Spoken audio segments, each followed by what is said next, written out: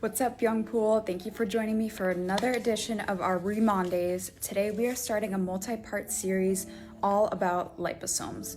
So liposomes and liposomal technology is one of the key components of Remond's formulary. So I wanted to give each topic kind of its own respect and really enunciate and allow for an understanding of why we use liposomes, why they're effective, and overall the science behind it, because it's cool. So today's topic is going to be mainly on the skin structure, and this will lead us and segue us into future weeks of explanation on liposome technology. So if you'll allow me, without further ado, we'll get into my skin structure drawing. I apologize for my artistry, but essentially we're going to look at the different layers of the skin and why this can actually pose an issue for actives and for general formulas to really be absorbed into the skin. So we have three main layers of the skin. It's going to be our epidermis at the top, our dermis, and the hypodermis. So the epidermis is kind of our main line of defense against the outside world. It makes our body waterproof. It allows for skin tone, and it's composed of a variety of sub-layers of skin cells, of lipids, some hair follicles, some sweat glands, etc. The dermis is the Mac Daddy. So the dermis has a lot going on. We have our sweat glands, we have our sebaceous glands, which create sebum or that oil, and so that also coats the hair follicles, which originate in the dermis. We also have our erector pili, so that's the muscle that actually makes your hair stand up if you're cold or if you have goosebumps. And then kind of throughout the dermis, we also have collagen, elastin, those proteins that are really important in maintaining the structuring and the scaffolding of your skin.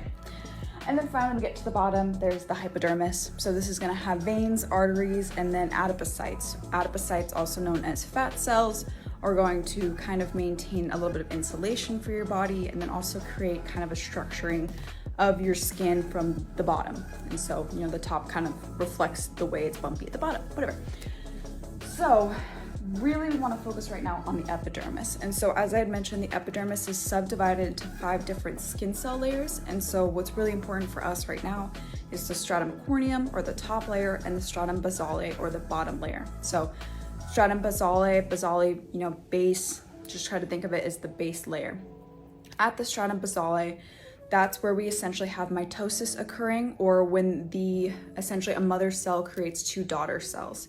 And so these freshly made daughter cells slowly travel up through each layer until it eventually reaches the top, or the stratum corneum, and sloughs off.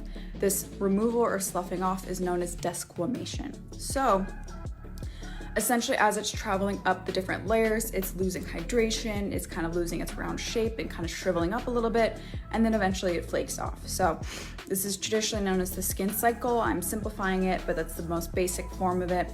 And with, you know, younger generations, so people 19 to 20 years old, that's gonna happen in, you know, as little as 3 weeks. As we get older though, it takes longer, upwards of almost 60 to 90 days for those in their 60s. So this creates a whole nother topic of the importance of mechanical and chemical exfoliation to help that desquamation process, but I digress. So with that being said, and with the importance of all those little cells and whatnot, we also have a very tight packing of those cells in a brick and mortar structure. So the brick and mortar structure is kind of a concept to explain the cellular packing and their lipid environment. So cells are tightly packed together, and the little spaces that are left are filled with lipids such as ceramides, fatty acids, and cholesterol. And these lipids allow for a maintenance of the hydration within the different skin layers, and also allows for a barrier to be created that inhibits irritant penetration from the outside and water loss from the inside. Despite all of this, this also inhibits a lot of absorption of larger macromolecules. For example, collagen is a huge molecule. So for those that have collagen in their skin creams, it's very unlikely it's going to really absorb into your skin unless they're hydrolyzed collagen fibrils and they're really tiny.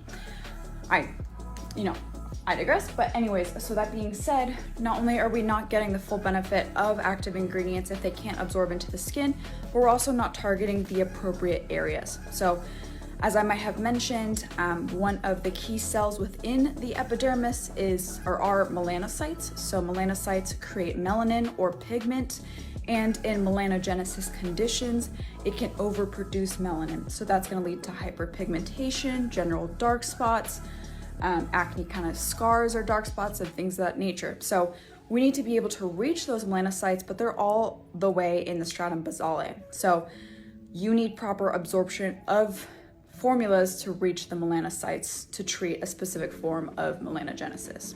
Similarly, as I mentioned in the big old dermis, we have our collagen, we have our elastin, and so those can, weaken over time and often need to be supplemented or need actives that will, encourage the growth of innate collagen. But if a product is not properly absorbing, then we can't reach those areas that matter.